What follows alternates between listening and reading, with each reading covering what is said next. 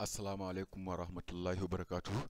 A masu saurare kamar yadda kuke gani insha Allahu ci gaba da tutorial din yau a wannan channel din tamu mai suna NASS TV za mu kawo muku bayani akan abin da ya shafi hacking. Mutane da yawa suna ji ana cewa hacking amma da yawan mutane ba su fahimci menene wannan hacking din ba.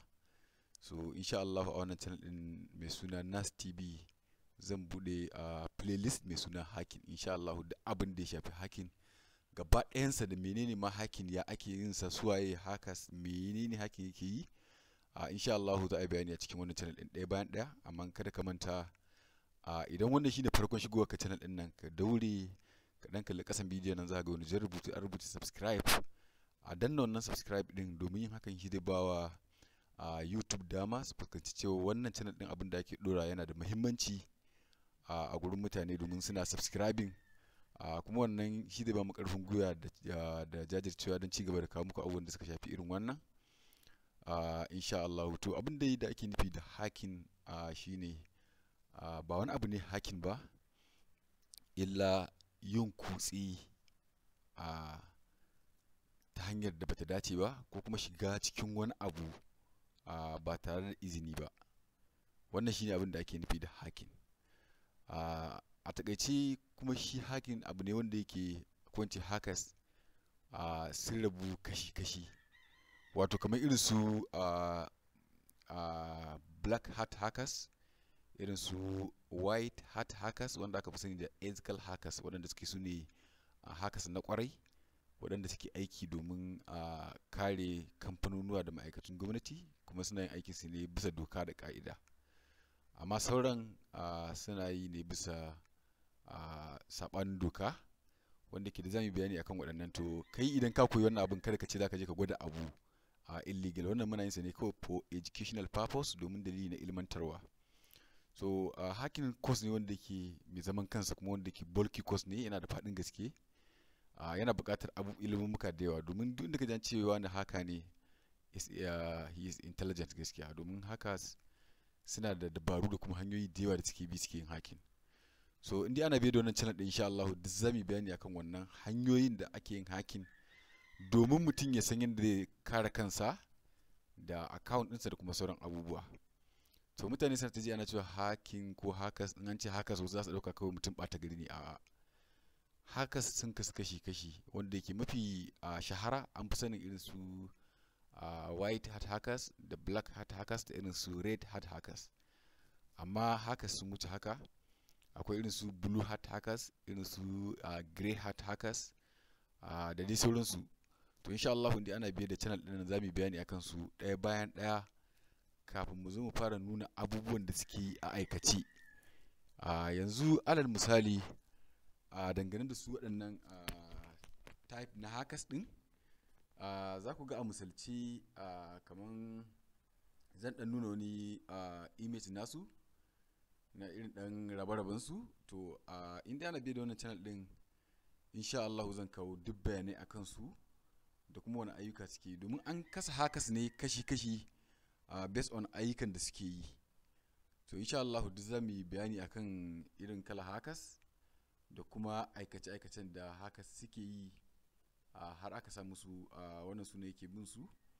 Yanzu misali idan ka duba nan zaka ga wannan misali ne na white hat hackers. In kuka ga zago farar hula ce a kansa. Za mu bayani a kansu.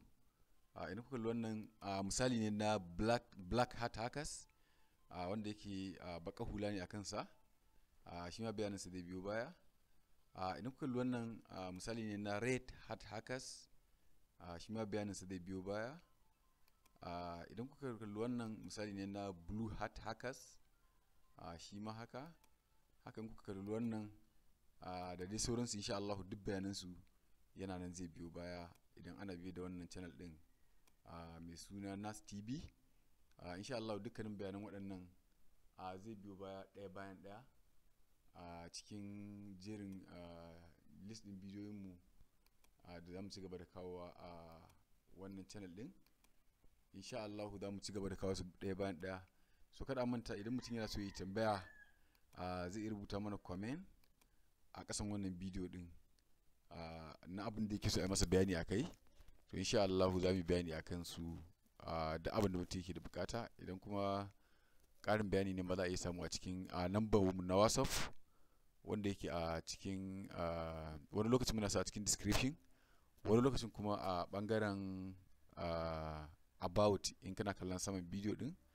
So yanzu kai dai shi kansa wannan bidiyo din da za a iya samun sa idan ka shiga channel din NASS TV in ya bude, idan ka kalli sama za ka ga wani gwa rubuta home, wani gwa rubuta playlist, wani gwa rubuta about. To in ka taba wannan playlist din, so bidiyoyi ne kala-kala. Akwai bidiyo ne da ake design din website, akwai bidiyo na wannan hacking din, za ku ga hacking, akwai wanda ake amsa jam, akwai bidiyo kala-kala kai za ka taba. In ka taba wannan gun jerin iya wannan bidiyo din ne za ka samu a gurin, har da bidiyo ne da ake bude YouTube da sauransu ne. So a wannan zan sa playlist mai suna hack, ko zan sa masa hacking, wanda ke an shiga nan ne da san bidiyon da suke da alaka da wannan course din.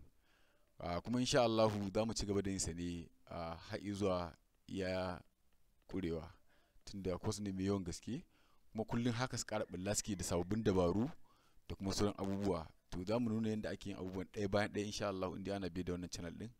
Illa dai idan ka fara kallon bidiyo din ka tabbatar ka ji har ƙarshen sa, domin shi yasa ka fahimci duk bayanin da zamu yi akan su waɗannan hackers din da kuma rabe-raben su da kuma aikace-aikacen da suke yi. To shine, to kada a manta dai da maganar da muka yi na subscribing, da kuma idan kai subscribing ka kalli gefe zaka ga wata ƙararrawa. Idan ka taɓa wannan ƙararrawa za ta ɗan bude, zaka ga all, sai ka taɓa wannan all din. To duk bidiyon da aka ɗora YouTube za su tura maka ta email ɗinka cewa wane ya ɗora sabon bidiyo, to da mai kaza da kaza. To a cikin wannan email ɗin ma daga nan zaka iya danna ka zo kai tsaye ya kawo ka gurin bidiyo ɗin, ko kuma ka zo ka shigo channel ɗin ka duba ka sami wannan bidiyo ɗin. To wannan shine a takaice insha Allah abubuwan da zamu ci gaba da yi a cikin wannan channel ɗin indai ana biye da shi. Za ku ga gashi na rubuta warning a ƙasa da jan rubutu ko gargadi cewa idan ka koyi abu a nan a cikin abubuwan da zamu nuna, kada ka je kai tsaye ka ce zaka gwada, domin wani abin idan ka gwada zai iya kama wani abu na wata ma'aikata wanda kuma zaka aikata laifi.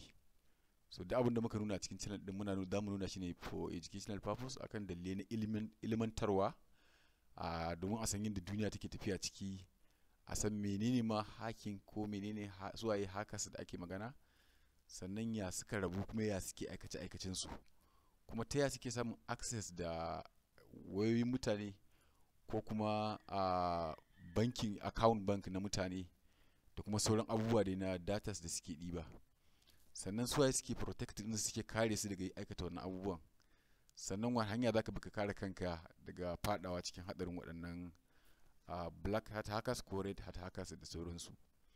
So shi a takaice abin da ake nufi da hacking kenan, shine wata hanya ce da ake bi wadda take ta saba doka, ake yin wasu aikace-aikace. Domin su kaman bayanin da ne akan white hat hackers, wanda bayanin su zai zo nan gaba cikin faɗaɗawa da zan yi a cikin bidiyon, zan yi cikakken bayani akan su. Su waɗannan suna yin aiki ne a manyan organization ma ana biyan su kuɗi, domin akwai waɗanda abubuwan suke rikicewa su kira wannan hackers din su ce su zo su gyara musu, ko sun yi try din hacking din su, ko su lalata musu wasu abubuwa. Tunda haka suna da hanyoyi da dama da suke amfani da su na yin wannan aikace-aikacen nasu na hacking. Akwai tools na hackers da suke amfani da shi, da kuma wasu dabaru na fasa password din mutane da suke samu, suna amfani da irin su waɗannan cracking password cracking algorithm program, suna amfani da irin waɗannan. Yawanci especially mutanen da suke karatun computer science, ko waɗanda suke cyber security, ko waɗanda suke software engineering ko information technology, waɗannan suna da saurin dama na su koyi hacking a cikin sauƙi, domin su suna dealing da programming sosai, kuma sun san irin waɗannan kusa-kusan na algorithm da sauransu.